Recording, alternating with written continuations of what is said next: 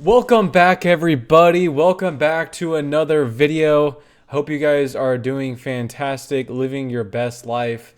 We are here after the wild card round, and it was one of the wild card rounds of all time.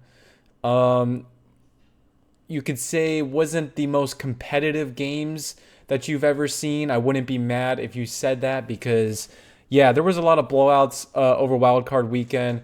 Last night I was at the game Vikings and Rams. That was another bad game, but playoff football is still playoff football. The way I see it was this was just a round where teams that weren't supposed to be in the playoffs got weeded out, like the Steelers. So, yeah, guys, thank you guys so much for watching. We are going to recap this past wild card round and talk about some winners, some losers, and then just some key points from each game.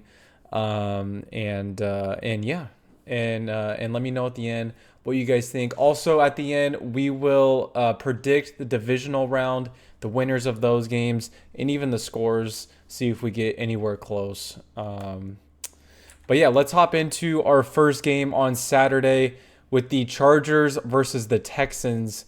The Texans obviously defeated the Chargers 32-12, and Justin Herbert had the worst day of his entire life. I mean, that dude was fighting for his life back there, took multiple huge hits, but threw 4 interceptions.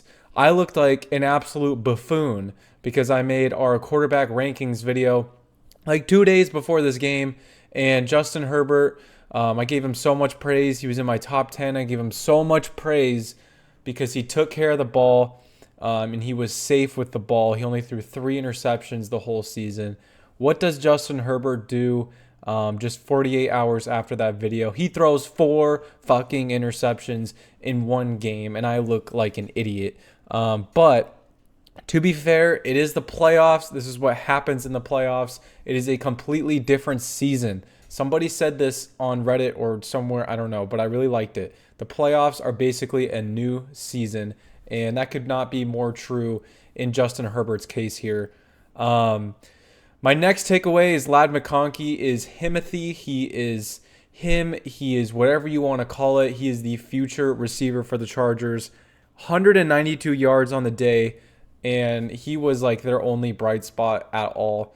Lad McConkey had a huge day, and I think the future is bright with that guy. Maybe get him another receiver in that core, and I think you actually have a pretty good receiving core going forward. And my next takeaway point was what the fuck was Dicker the kicker doing on that field goal attempt? Or I'm sorry, it was an extra point attempt that got blocked. And then if you guys didn't see it, he jumped up, batted the ball to the Texans defender, and then just got absolutely drilled. And the Texans ended up getting 2 points off of that. But yeah, it was an interesting choice by Cameron Dicker to do that.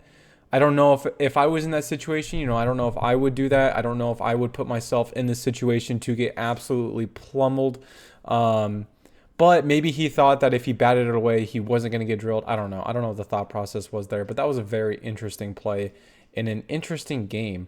And my last takeaway is that the Texans completely gained any momentum that they had this season back with this win. I'm not going to lie. With the Broncos, this was one of the weaker playoff teams, in my opinion. I thought for sure the Chargers were going to play a safe game. CJ Stroud was maybe going to make some mistakes. Chargers were going to capitalize and play their brand of football, but that just went absolutely fucking sideways. That did not happen whatsoever. If anything, it was the complete opposite. CJ Stroud was making plays with his leg. And yeah, this team had a pretty good game. And the thing with the Chargers, where they were up 6-0, let the Texans go on a run, and the Chargers had so many opportunities to get their momentum back throughout the game, and they just absolutely fumbled it. But we did see Jim Harbaugh unfortunately get kidnapped by the dirty bubble. Hope he's doing okay. They were up 6-0 at that point, and after the dirty bubble swooped in and picked him up, they lost the game by a wide margin. So are those two events correlated. Listen, I'm not saying that they necessarily are, but I'm just saying that there's absolutely zero chance that they aren't. Okay, let me just put it that way. And then obviously Bubble Bass's fat ass had to get a seat here. Yeah, it was a lot of fun. We got to hear Patrick Starr yell fumble, and then we got to see Dora the Explorer absolutely roast the shit out of, I think, both teams. But yeah, I like those Nickelodeon games. Let me know what you guys think. I think it's fun. Coming up next, baby. Yes. Now, if this game went the other direction, I would be talking a lot different about this wild card game. This would probably be a 5-minute video because I'd be too depressed to even speak. But you know what? It didn't. And I'm just having a jolly good week here after this win. The Baltimore Ravens absolutely put belt to ass to the Steelers, 28-14. I don't even need to explain my second bullet point. That was just my reaction after this game. The Ravens, don't do the Ravens thing in the playoffs where they just completely forget their game plan and beat themselves. They did not do that this time. King Henry absolutely ate some Minka Fitzpatrick ass here. And my fourth bullet point is basically almost every Ravens game. Lamar is just insane. The plays that he makes. That last play before the end of the half where they had a really good drive going. It was like 7 seconds left, 1st and goal. They just could not take a sack. Lamar could not take a sack. He was playing with fire. Any other quarterback in the NFL, including Jaden Daniels, honestly, to this point, would have got sacked right there. But he dodged like 4 people, threw a touchdown to dodged 4 people, including TJ Watt, by the way. Threw a touchdown to Justice Hill, and it was just the most beautiful thing I've ever seen. But that's just Lamar doing Lamar things. Now, to be fair, the second half got a little too close for comfort. I was working during this game, unfortunately, so I was watching it on my phone. I didn't really get anything done. But second half started scaring me a little bit. It was something, honestly, I'm used to as a Ravens fan. Going up 21-0 at half, I knew the game wasn't even close to over. Because I'm just used to this. But Ravens finished it out. Defense played well when they needed to at the end. I get a little concerned about those chunk plays they had, like the George Pickens touchdown, the Van Jefferson touchdown. Like, man, that's playoff mode for our secondary right there, and it's a little concerning, especially going against the Bills next week. The Ravens stiff-armed the absolute shit out of the Steelers, as you see by these two pictures.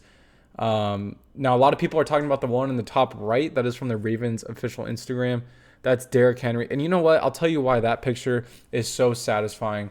Fuck Minka Fitzpatrick. He is a dirty-ass player. So seeing him get absolutely stiff-armed is the most satisfying thing, especially when it's by King Henry himself. Not to glaze, but I kind of am. And in the bottom there, that was that you know what? The one in the top right, a lot of people are talking about, but the one on the bottom, Isaiah Likely, this stiff arm came, I want to say, in the first or second quarter, and it was absolutely nuts. That was probably the best, most dirtiest stiff arm I've ever seen in my life. I don't know who number 20 is off the top of my head. I might be a casual for that. I think Joey Porter's like 24 or something. But that dude got pummeled into the ground and absolutely sunned by Isaiah Likely.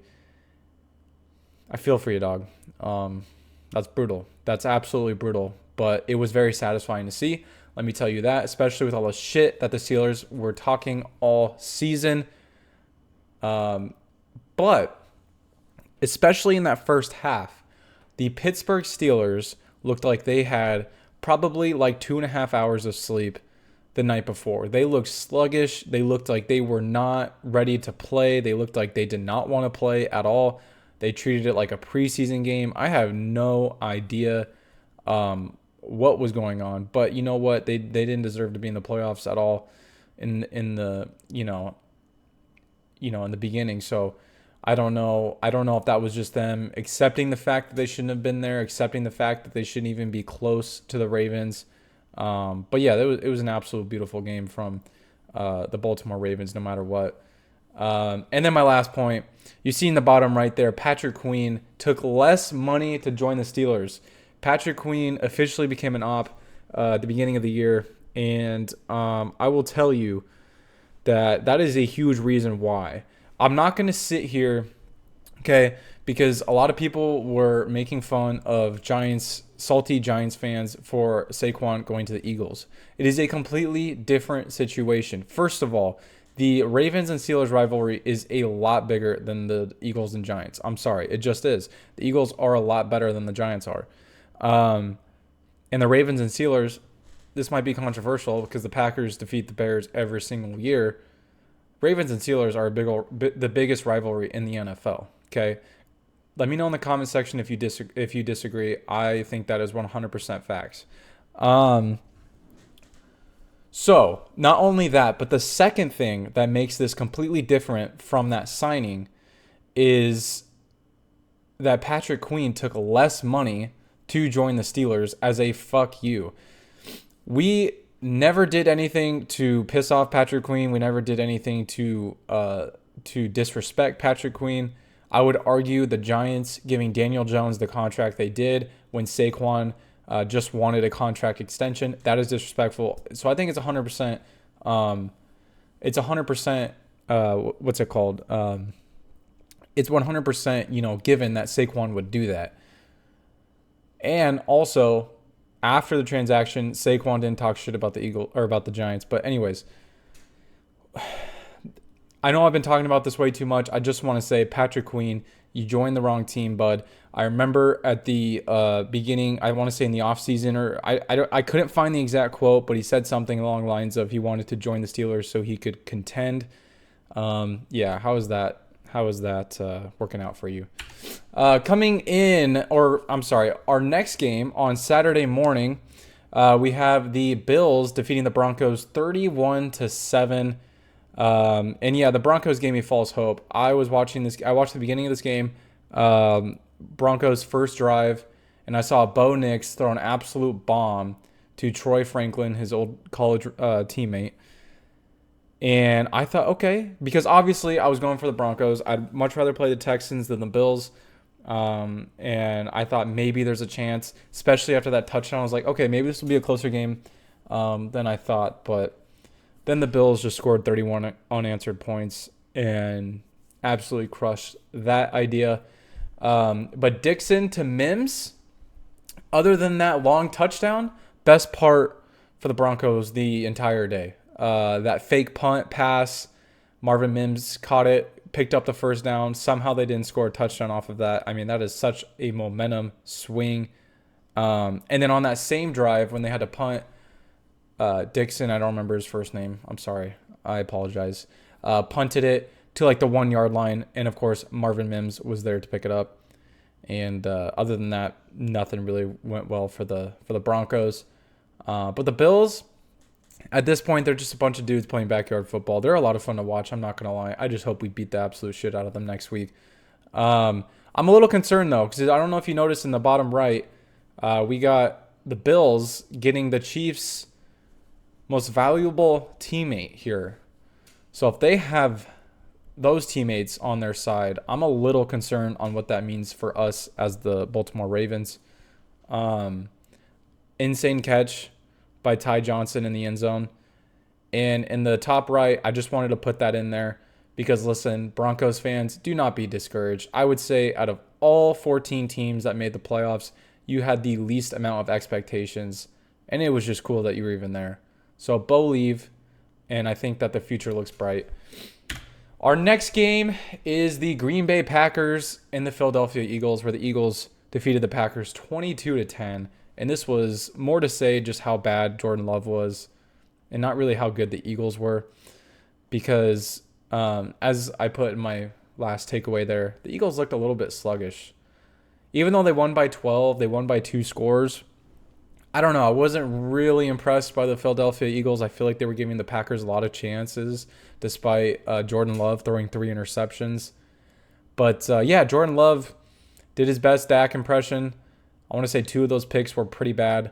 I remember one specifically. I think it was at right before halftime where he just threw it directly to Zach Vaughn. Yeah, it wasn't good. It was not a good performance whatsoever. And I really do think that the Packers would have had a chance to win if Jordan Love had a good game. But yeah, I mean, there's not really much else to be said about this game. Obviously, A.J. Brown was so bored. He was reading a book on the sideline. I think that kind of tells you all you need to know about this one. And whoever that is, Keyshawn Nixon, I'm sorry, man. I'm really sorry, but I hate to break it to you. Okay, guys. Now, let's talk about the only good in terms of competitiveness, because obviously as a Ravens fan, I'm going to be a little biased. You know, that Steelers-Ravens game was good, but the only good competitive game in the wild card round, the Commanders and the Buccaneers. These were two teams, you know, say what you want about the Buccaneers and talk about how good the Commanders are, but these were two teams that really wanted it, that really wanted to win. They wanted to be in the playoffs, and they wanted to extend their season, and you could just tell it was an awesome, awesome game. The Commanders obviously came out triumphant, 23-20 off of that doink, that post doink, and it's cool when the Commanders do it. It's not cool when the Chiefs do it, obviously. But Jayden Daniels absolutely looks like Lamar Jr. out there. I mean, just watching him in this game, and I say this every single video as a Ravens fan. I probably say I probably say that exact phrase like 8 times in every video, so I apologize. But relating it back to that, just watching early Lamar, it reminds me a lot of, just watching Jayden Daniels, it reminds me a lot of when I used to watch early Lamar. So I think that the future is bright in Washington. Jayden Daniels is going to be a very good quarterback. He already looked like a vet in his first playoff game, and I didn't make this a takeaway, but this is a takeaway for me. I can't help but notice how similar Jayden Daniels and C.J. Stroud are, like in comparison to their rookie year. They were both second-round picks. They were both drafted to teams that have had horrible histories, have not had a winning culture. In the Commanders' case, in a long time. And both got drafted to teams that were expected to do very bad, surprised and shocked the world, made the playoffs, and won their first playoff game and looked very, very comfortable. They have very, very similar attributes. Obviously, Jayden Daniels is a lot more mobile, but hopefully Jayden Daniels does not suffer the sophomore slump that C.J. Stroud had this year. But moving on to our quarterback on the other side of the ball, Baker Mayfield, he is still a dog. I don't care. I know he had a game-changing fumble because I think it was like 17-13, and the Buccaneers got a huge 4th down stop, but then Baker fumbled it and gave it right back to them. I know that sucks, but Baker's still a dog. He's still the reason that they were even here, and I already miss him, man. To be honest with you, I was pretty sad that the Buccaneers lost this game, although I was kind of rooting for both teams. And my next bullet point is that the more aggressive coach won. 100% the more aggressive coach won. One coach didn't want to go for it on 4th down. The other coach went for it like 7 different times in this game, and they won. And I think a lot has to be said about Dan Quinn, how he's done this season in his second head coaching opportunity. I think he's been very impressive. And, hey, man, he had the balls to do it, and they won, so all power to them. And that leads me to my next point. Todd Bowles looks like he's on the hot seat now. Haven't really been paying attention to the Bucs community, to be honest with you, but I was reading some of the comments on the final score, and it looks like the Bucs are out on Todd Bowles. Fans want him gone. I've always been a fan of Todd Bowles. I like him as a coach. I like him as a person. I think at this point he'd be a good defensive coordinator for a team. But I wouldn't be mad if the Bucs got a new head coach here. Just because I feel like Todd Bowles' reserved personality just does not match Baker whatsoever. Baker's a pretty aggressive guy, pretty aggressive football player. He'd be kind of fun. Could you guys imagine just for a second Baker Mayfield playing for oh my gosh, why did I just forget his fucking name? Dan Campbell. Could you imagine Baker playing for Dan Campbell? I mean, that would just That would, I think, just completely rock the entire universe right there. Um, yeah, my last bullet point is the Commanders somehow now have good luck, which maybe the universe has already been rocked if that is happening. Um, but yeah, very, very fun game. A lot of fun to watch, and I'm glad we at least got one close game here. And now we're going to talk about our very last game, the Minnesota Vikings versus the LA Rams. And I went to this game last night because it got moved to Arizona due to the LA fires. Shout out LA Fire Department, and prayers up to everyone over there being affected. But this was not a fun football game. Sam Darnold, please throw the fucking ball. My goodness, I was watching this game surrounded by Vikings fans. I would want to say that there was definitely more Vikings fans at this game than Rams fans, and they all were very disappointed. They all were very pissed off because Sam Darnold got sacked 9 goddamn times and probably took 10 seconds to throw the ball every time. So, yeah, I don't know. Sam Darnold was seeing ghosts. The whole Vikings team was seeing ghosts at this point. Now, let's not take away from what he did this year. What Sam Darnold did this year was absolutely insane, and it sucks that it had to end this way. But I think if you're the Vikings, you got to see what J.J. McCarthy has in store. I don't know if that means you want to franchise tag Sam Darnold because, why not? What if J.J. McCarthy doesn't pan out? Sam Darnold is a capable starter. I don't know what you do here because to me, a lot of people have said that, hey, this is a good dilemma for the Vikings to be in. They have 2 solid quarterbacks. The way I see it is you have a quarterback who used to be a backup, had a huge year, but then showed glimpses of his old self towards the end. That's a little concerning. And on the other end, you have a rookie who wasn't, honestly, to me, the best college prospect, wasn't really a first-round prospect, in my opinion, who just had his second knee injury before he's even played a single NFL game. So to me, it's a little concerning either way. You're taking a risk either way. I think you keep both, see what they both have to offer next year. But at the end of the day, I waited in 2.5 hours of traffic just for the Vikings to play like this. I was hoping for a better game. I thought on paper these two teams would have a better game, but it did not happen. Matthew Stafford, on the other hand, looked very comfortable, as he always does. He's used to this. He's used to playing in the playoffs. So Matthew Stafford looked very, very comfortable, played like a vet that he is. And the Rams just looked like the better team in every facet watching this game. Every single time the Vikings had the ball, they were putting pressure on them. And, Rams looked really, really good. Do I think they have what it takes to beat the Eagles? Heck no. And you'll see in my predictions, my predictions will reflect that. But looking at the bottom right picture here that I included, maybe it's good that the Vikings lost. Okay. Anyways, guys, let's move on to our last part of the video. Let's predict some winners from this past game. First off, for these next couple games. First off, we have the Texans versus the Chiefs. I have to take the Chiefs. There's absolutely no way, even with their impressive win against the Chargers, there's absolutely no way to defeat the Chiefs' dark magic in the divisional round. Chiefs 24-14. I think it'll still be a close game, though. The Chiefs like to do that. The Commanders versus the Lions. This was a matchup I'd never, ever, ever in my entire life think I would see in the playoffs. Mind you, in the divisional round. But nonetheless, I do think this is going to be a high-scoring game. Lions still have a practice squad of a defense out there. I'm talking 30s. I still think the Lions will win. I think it'll be closer than what people think, though. And I would much rather see... This is the only time that I'm actually going for the favorite. Usually in every playoff game, unless it's the Ravens, I always go for the underdog just because it's more fun that way. But I think this time I'm going for the Lions. I want to see the Lions win. And I don't know. I don't want to see...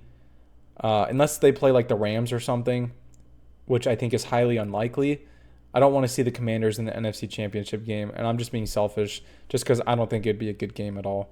But give me the Lions 34-31. Rams versus the Eagles. I think the Eagles have control of most of this game. Give me the Eagles 27-14. And Ravens versus the Bills. This is going to be a shootout, in my opinion. I could very well see it's either going to be a shootout or I could see it going like 23-20 or something like that. Kind of like the Commanders and Buccaneers game. It's going to be close, though. I don't think either team is going to blow out either team. At least I freaking hope not in terms of the Bills blowing out the Ravens. But I'm going to take the Ravens. I'm going to be confident in my team. I hope it doesn't bite me in the fucking ass. Give me the Ravens 40-34. High scoring game, possibly overtime. And the Ravens come out victorious for a Ravens-Chiefs rematch in the AFC Championship. But guys, that's all I have for you. Let me know what you guys thought of Wild Card Weekend plus Monday. What do you guys think of the games? And hopefully we get some better games next week. What do you guys think of my predicted winners? Who would you guys change? Or do you guys think I'm on the money? Probably would change it, but that's okay. Let me know in the comments. If you guys are new to the channel, please subscribe. And if you guys made it this far and you liked the video, please leave a like. I appreciate, seriously, all of the support. Thank you guys so much for watching. I will see you guys actually tomorrow. I'm going to do a quarterback ranking based off of their performance in the wild card round. So look out for that. But guys, I will see you later. Thank you. Peace.